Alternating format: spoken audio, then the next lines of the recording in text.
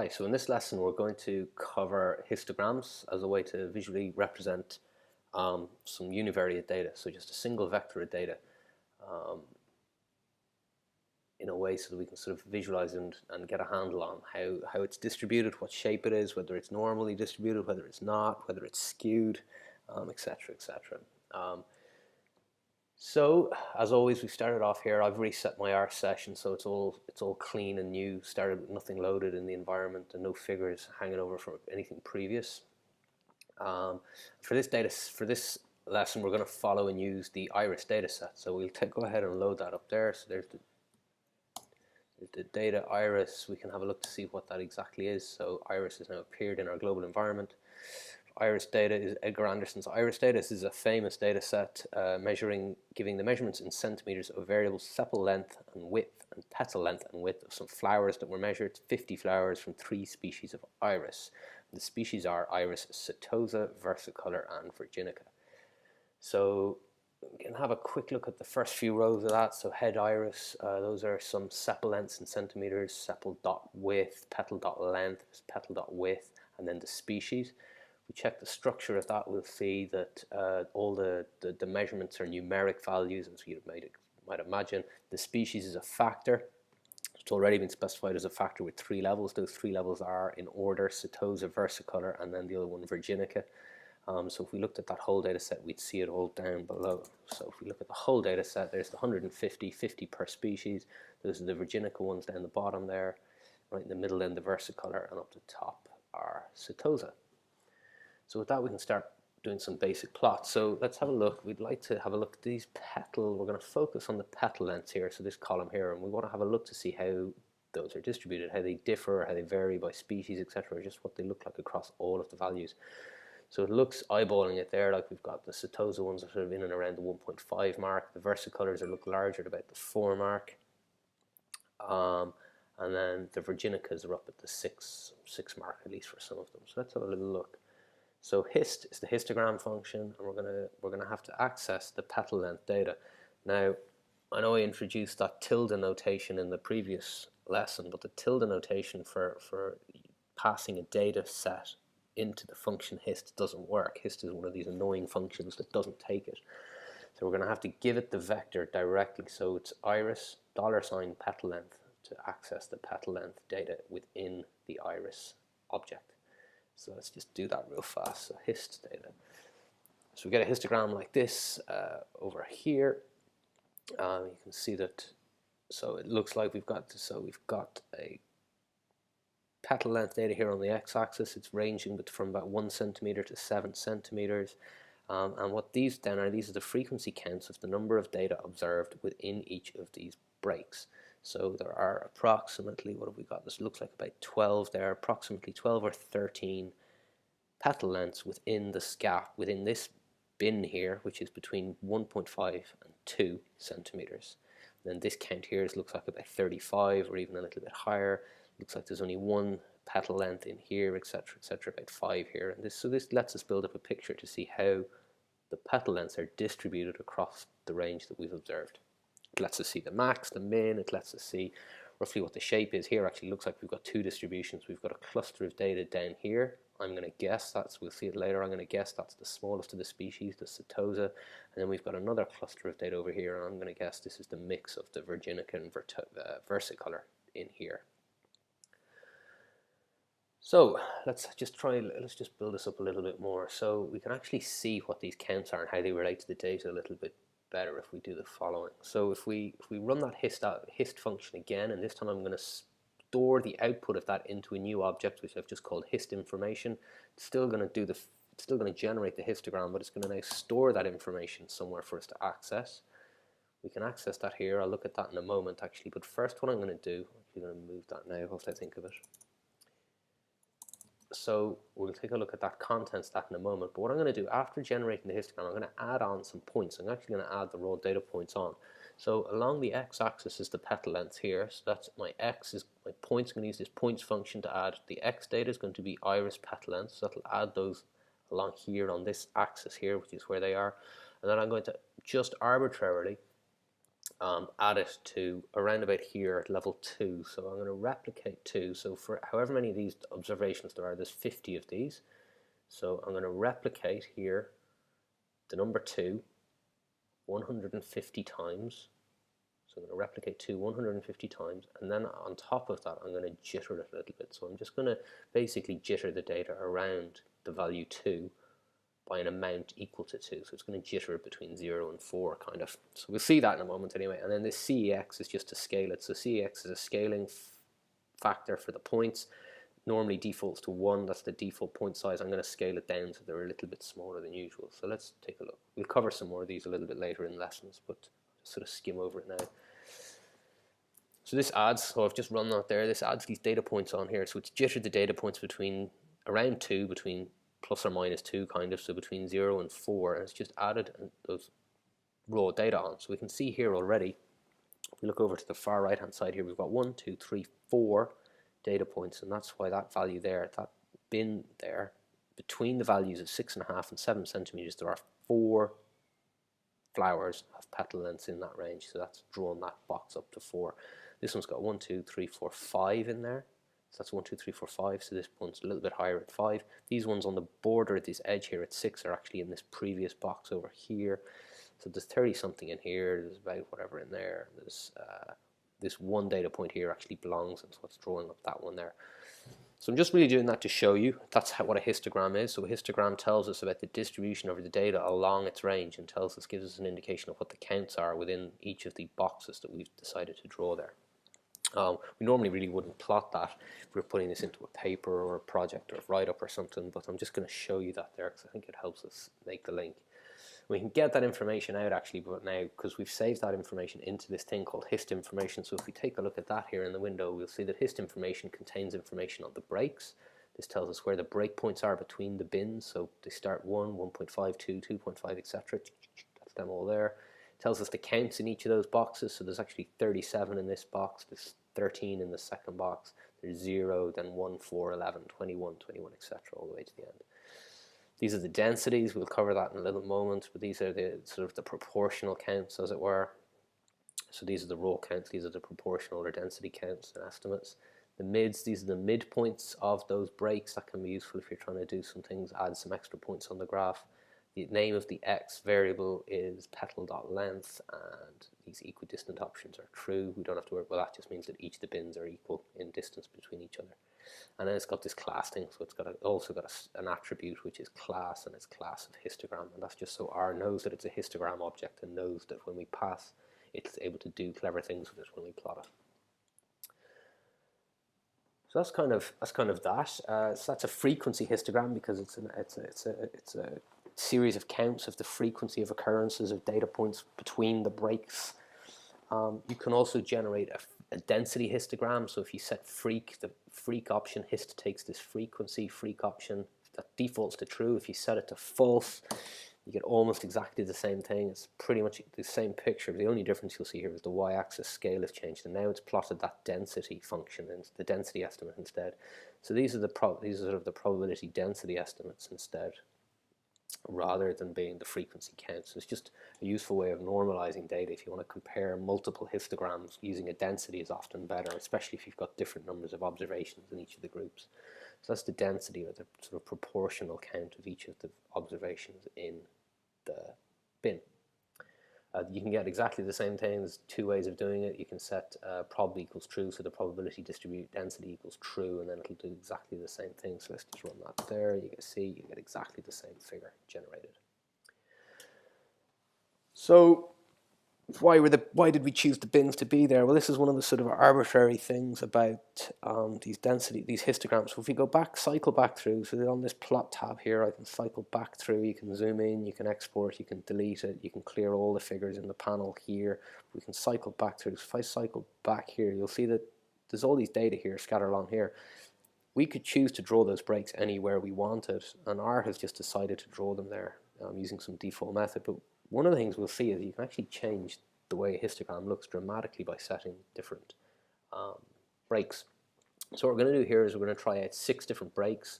We've got one, there's 1, 2, 3, 4, 5, and 6 here. These are 6 histograms we're going to try, each with different breaks set. So in order to make that look a bit prettier on the screen, I want to make a multi-panel plot. So I'm going to use this par for parameters. These are graphical parameters. This function here, if you can do question mark on par, you'll see all the myriad options you can set. MF row is what we use to set the number of rows and columns of a multi-panel plot, multi-figure row plot.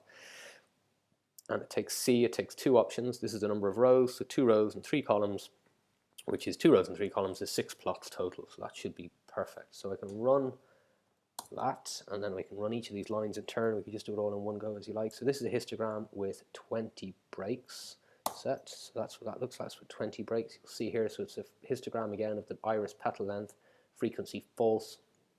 So it's a density plot. We've got breaks equals 20, so use 20 breaks, and then I've just used this main option to set the main title of it. So that lets me just specify up here that this is 20 breaks, and this will let me keep track of what's going to go on. So let's go on then. So that's 20 breaks, that's 50 breaks.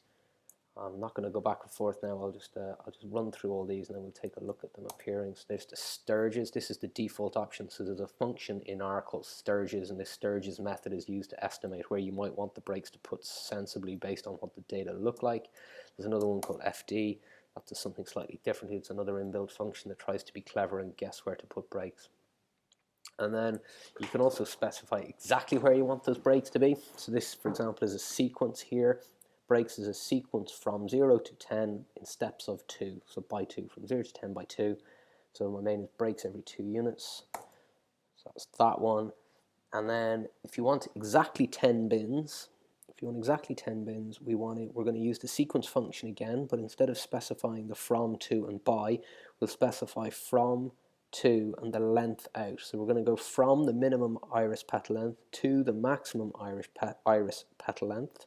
So from the min to the max, length out is 11. We set 11 out because we want 11 breaks, which means 10 bins.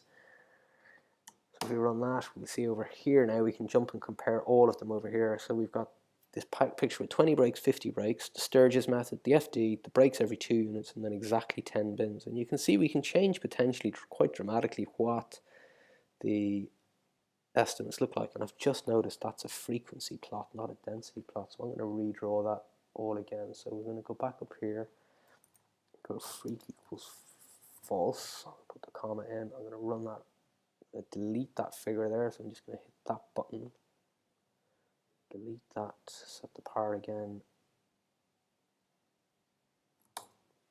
run that all. So there we go. So we've got 20, 50 Sturges, FD, breaks every 2, and 10 bins. And now we've got density plots for each and all of them. So you can see you can actually quite dramatically change the picture and what it looks like based on the sort of the granularity of the histogram that you choose. Now you've got a bit of a choice here. We've got 150 data points, and that's kind of what Sturges tries to use. So Sturges looks to see how much data you've got and tries to estimate how many bins or breaks would be sensible to use given you've got that number. With 150 data points, if you use 50 breaks, if they were evenly distributed, that'd be 3 on average per break. Maybe that's slightly too much, which is why something like 20 or 30 would be okay. But it's sort of ultimately, it's kind of up to you. There's no rule about this. It's up to you. And more often than not, you might want to specify breaks that mean something to you in terms of your data. You might either want equally 10 bins, you've got 10 to look at, or you might want to set the breaks every 2 or breaks every 1 centimeter. And that would seem entirely sensible to have breaks every 1 centimeter, which actually, ironically, is exactly what we get up here with breaks set to be 20. But it's just better off doing it yourself manually and being very clear. So we move on. So before we go any further, we set the panel plot to be 2 rows and 3 columns. I'm going to set that back again so I don't end up keep doing that for the rest of the lesson. So we just set that back there again. So now we're going to look at some of the options that we can change and things that we can do. So one of the things you might want to do is manually set the y-axis limit. You'll see over here on the right the y-axis limits are changing. They always start at 0, but they go from 0 to 0.5 or 0 to 0.8 depending on the plots that are done. They all have different ones because R tries to look at the plot that it's going to produce and not have too much white space or too little white space, or have something going off the screen. So it tries to guess what you want the y-limbs to be. Very often you might want to actually hard specify what that is. So you do that with this option argument y-lim equals c from 0 to 0.6. So that's hard coding the y-axis limit from starting at 0 and finishing at 0.6. take a quick look at that. So now we've just got given ourselves a little bit of extra white space on the top than we would have perhaps normally. We'll see that's useful in a minute when we get further down. We've already seen you can change the main title, so you can specify the main title like that. You can write whatever you want in here, will appear over here. You can specify, to specify carriage returns or line breaks in that, you need to use this special sequence, this, what's that, it's a backward slash, isn't it? It's a backward slash n, so main backward slash n, so the n is interpreted as a carriage return. So now we get the main and title underneath it. We can specify the labeling manually, so we can make prettier labels. You'll see it by default, it labels the x-axis by the name of the vector. That's iris petal length for us at the moment. That's not hugely helpful or very friendly. We might want to write something much better with like this. So we'll specify the x-lab to be the petal length in centimeters. We've just thrown a carriage return in there for no real reason other than that we can. So there's the petal length in centimeters. You might want that there, you might not want it. You can change the Y label as well to say read density, just so you're very clear with what it's going to write. So the other thing you might want to do is change the orientation of the graph of the y-axis labeling here. So these are all sort of sideways as you like. Most journals that I'm familiar with anyway would want you to sort of rotate them 90 degrees so that they're horizontal, so you can read them more easily. So that's achieved with the LAS option. So this line here is almost exactly the same. So his petal length again, all exactly the same, but we add this option here, LAS equals 1, and that will rotate the y-axis to the side. I never remember that. It's the most unintuitive acronym for something. But I always just have to copy it from myself, from a previous code that I've done. And what you can see that's done is over here, then that's rotated it nicely so that we can read them very easily off the graph. It's all about making it much more easy and pleasurable exercise for your reader, so that they don't have to turn their head or work extra hard to see what's going on, that they can really just visualize your data quickly and get a feel for what's going on. So some other embellishments you might want to add, again, I'm just going to show you these. I'm not going to say these are good, bad, or indifferent things to do, but it's sort of up to you. On a case-by-case basis, you might justify it. So we can add a density plot on top of it. I'll show you what that is. You can draw a histogram like that, and then we can add lines. So we can use the lines function to add a line on the page, and that line is going to come from, there's a function in R called density. That's going to estimate the density curve, a nice smooth density curve of the petal length data. We're going to do color is 2, so that'll be red. Because it's color black red, I'm actually going to specify that hard coded like that. I prefer to do it. So color is red, and then LWD line width is 3. So we're going to add a line for the density line in the color red with line width 3. So that's what that is there. You can see it's just try to estimate, kind of, instead of drawing blocky histogram, instead of drawing blocky sort of binned histograms like that, rectangles, it's trying to estimate nice smooth curves on the data like that. So, you know, it's up to you which one you want to do. It's sort of informative, it's sort of the same thing, it's kind of different. One thing it does do is it kind of might estimate beyond the bounds of reason. Maybe you just never get petal lengths less than 1 centimeter, but it'll still try to estimate them down there. Maybe that's okay though.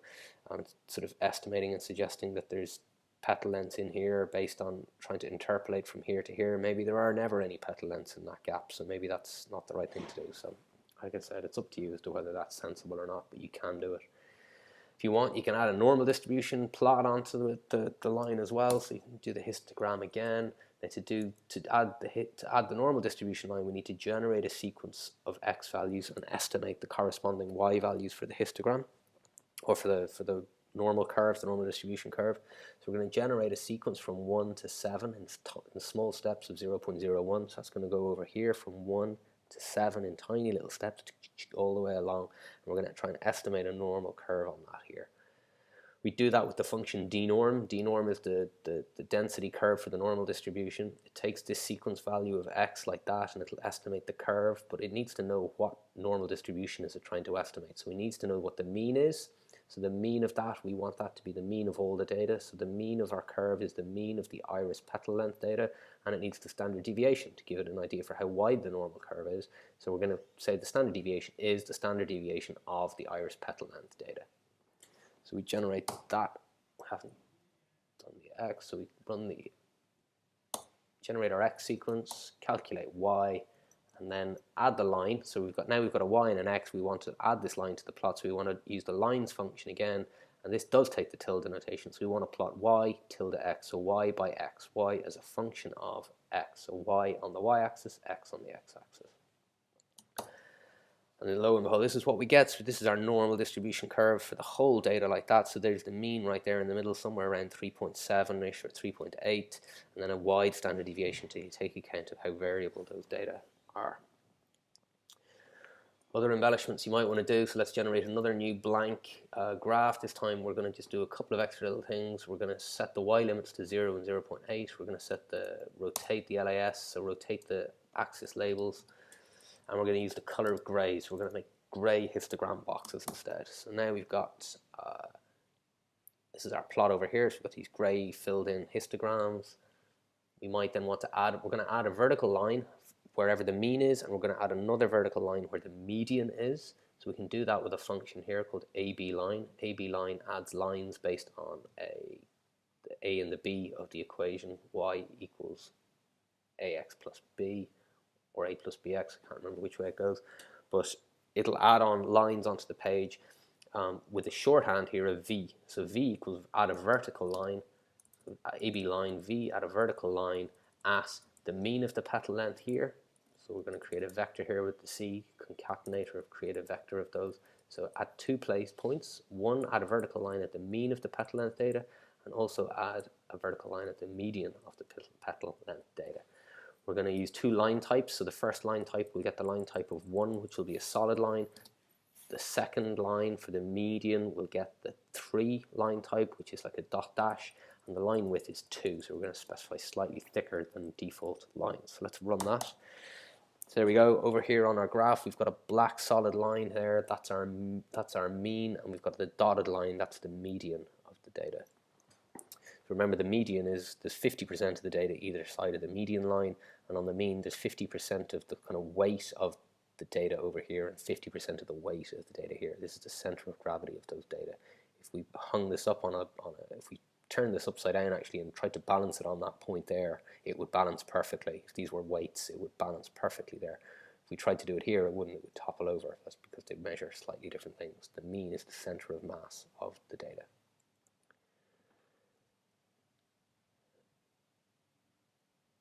To help us keep track of what those lines are, we can add a legend to the graph. So we can add a legend to the top right of the figure. So we use legend, place it in the top right of the graph, please. And the legend is going to be a string. So the legend is going to have 2 entries, one for each of my 2 lines. So the mean petal length, and then the median petal length. The line type, same as above here. So the line types are 1 and 3, and the line width is 2. So that generates this. It adds this box in here like this. So the mean of the petal length and the median of the petal length is shown there. Actually, one extra thing I like to do there is I like to add this BTY, so the box type equals none, because let's have a look at that. I like to add, there's a new graph, there's our lines, there's the legend. Now the box type is none, means it doesn't put a black heavy box around that. I think this is much prettier. Kind of the rule is don't use any more ink than you have to in your graphs. Keep it nice and clean. If you want to double check what those values are, you can print the mean and the median to screen. So there's the mean and there's the median. If we jump over here to the console, we'll see we've got a mean of about 3.76, which looks about right, and we've got a median of 4.35, which looks about right as well. Okay, so that's sort of the histograms of the whole lot data all in one chunk. But actually, I think one of the things we want typically to do with this is not plot all the species at once, but plot them species by species. So we want to look and be able to compare the Setosa with the Virginica with the versicolor species. So the way we have to do this with the histogram functions, and it's it's not the easiest function in the world. So what we will do is we're going to use this if sort of kind of like an if statement. So we're going to use this equal to option. So here's the iris species level data. And we know there are 3 values in there: Setosa, versicolor, and Virginica. So if we ask, this is asking a question, you see these double equal signs here, not a single equal, it's a double. We're going to ask, show us where the species data is equal to Setosa. Let's just run that. Let's see. So we've asked it, where are the species data equal to Setosa? So you'll see it said true, true, true, true, true for the first 50 entries. So the first 50 entries are true. So those are the ones which are the Setosa species. then all the rest are false because they don't match. They're not. They're the false ones. And we could do exactly the same with versicolor. We see then we get the first 50 are false because they're the setosas, the next 50 are true, and then the next 50 are false again, and we do exactly the same with virginica, and you can guess what's going to happen here. Sure, I spelt it wrong, is what was going to happen. You've got to be careful with that. So there's virginica. Now what's going to happen is the last 50 there, so the first 100 are all false because they're the setosa and versicolors, and the last 50 are true because those are their virginicas. So we can use that to our advantage now to extract and pull out the different species. So we jump over here. I'm just going to tidy this up. I don't like the code going past this line here in the page. Just to keep it tidy, like that. So then what we're going to do here is we're going to set up a 2x2 panel plot. I know we're going to plot 3 of them, but we'll set up a 2x2 panel plot to start with. First of all, we're going to do a histogram of the iris petal length data, just as before, but we're going to use the square brackets to only access so that we can specify which elements we want to plot. So we're going to say, I only want to plot the ones for which this is true. So I only want to plot the petal length data for which the iris species level is equal to setosa. I'm going to give it the main of setosa so we can keep track, and I'm going to say, going to change the X lab and give us a Y lab, which is frequency. So we leave it as a frequency plot. So let's see what that does. So then here over in the plotting panel, we've got this 2x2 panel plot ready to be filled with 4 graphs. So they're actually only going to put 3 in it. And it's plotted the setosa data for us as we specified. We can go and jump back and do exactly the same thing, but change the setosa to versicolor and change the main title here. So let's plot the versicolor. We plot the virginica, and now when we jump back over here to the plotting pane, we can see that we've now got our 3 distributions of setosa, versicolor, and virginica. So that's all cool, except that we can't really compare them directly, and the reason we can't compare them directly is manifold. One is we've got different numbers of breaks in each of the 3 plots, but also they go from different values. So this goes from 1 to 1.8, this goes from 3 to 5.5, and this goes from 4.5 to 7, and it's really difficult just to compare and see what's going on between them. So the way you might specify this is we'll see what we do here. So we're going to stack them. So we're going to make a new panel plot, but it's not a 2x2, it's going to be a 3x1, so 3 rows and 1 column. So they're going to be stacked all on top of each other. Now when we plot the setosa data, we're going to manually specify the breaks. We're going to go from 0 to 7 in steps of 0.25 of a centimeter. The main is the setosa. We're not going to give it a Y lab here on this one, or an X lab, in fact, on this one, because it's going to sit up the top. We'll see why in a moment. And then we're going to set the cx.lab, so the label is 1.5, so cx.lab is a scaling factor again. So remember we used cx to scale the points earlier. cx.lab scales the labels, makes it a little bit bigger.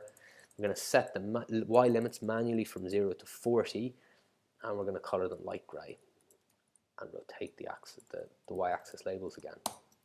So that's what's good. So we've done that. We jump over here. We can see quickly what that's done is given us this setosa plot. So now it's plot the whole range of all the petal lengths from 0 to 7, but it's just here put the setosa data down here.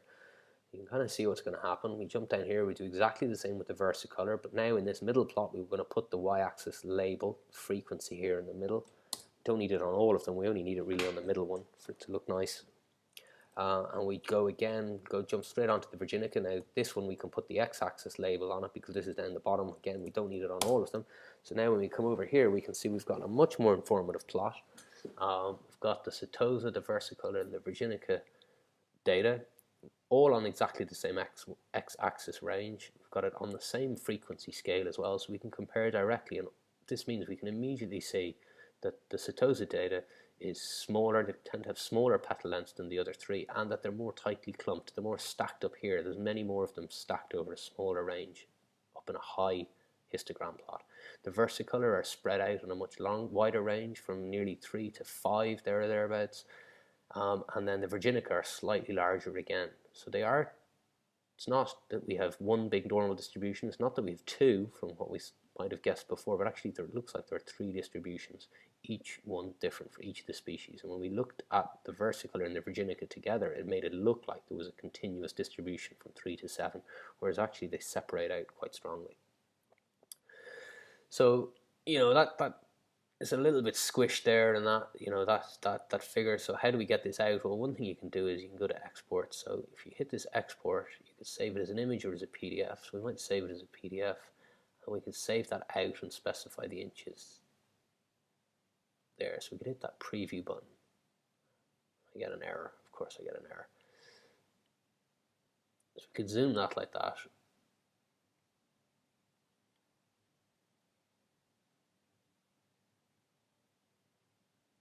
We can zoom it, we can move it around and tidy it up like that, and then we can go up here actually to the plots panel here and go to save as image or PDF. My save as PDF seems broken, so it gives me a save as image option. Grab this down here, resize that a little bit to make it a little bit neater. So I think something like that looks probably pretty good. And then you can name your file that you're going to output here. You can choose what format you want, a PNG, a JPEG, TIFF. Choice is yours. Name it something sensible. It's going to save it to this directory, so it's going to save it into my R lectures file. I'm not going to put it there. I'll let you do that, and then you just hit save, and hey presto, you've got an image in the folder that you can then input into Word or stick up online or put into a web page or do with whatever you want. Share it with your mates because it's a lovely figure. So that's pretty much that. I've got a little assignment here to suggest you to work on. Again, the solution for that is in the raw markdown code, so you can work your way through that, try and do it. And when you get stuck or you want to check, you can open up the R markdown file and have a go at that. So that's all for histograms, I think, for now at least anyway. We'll pick this up again with some scatter plots and other types of plots in R.